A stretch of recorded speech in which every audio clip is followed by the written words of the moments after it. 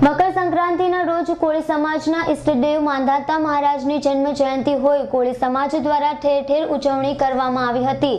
ત્યારે રાજકોટમાં વિશાળ શોભાયાત્રા નીકળી હતી, જેમાં બહોળી સંખ્યામાં લોકો જોડાયા હતા।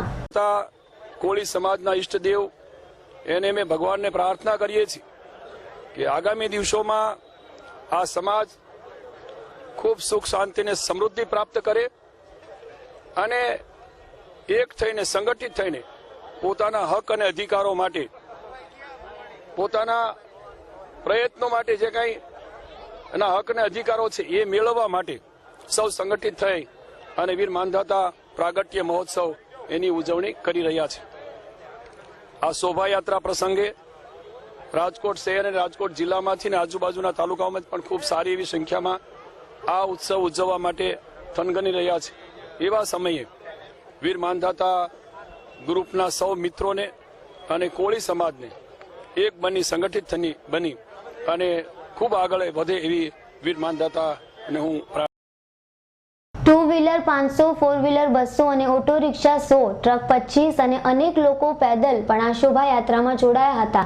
રાજકીય આગેવાનો પક્ષપાતનો ભેદભાવ રાખ્યા વિના ભાજપ અને કોંગ્રેસના નેતા કુંવરજીભાઈ બાવળિયા અને શ્યામજીભાઈ ચૌહાણ સાથે કોળી સમાજના સંતો અને મહંતો પણ જોડાયા હતા।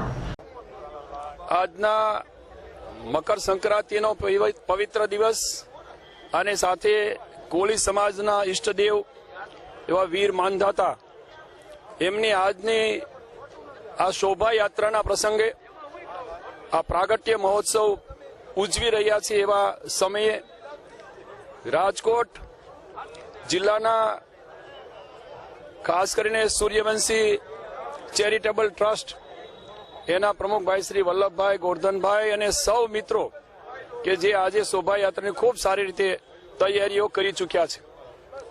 સારાએ રાજકોટ શહેરની અંદર આ વીર માંધાતા પ્રાગટ્ય મહોત્સવની શોભાયાત્રા આખા શહેરમાં બધા સાથે યુવાનો સાથે ફરશે।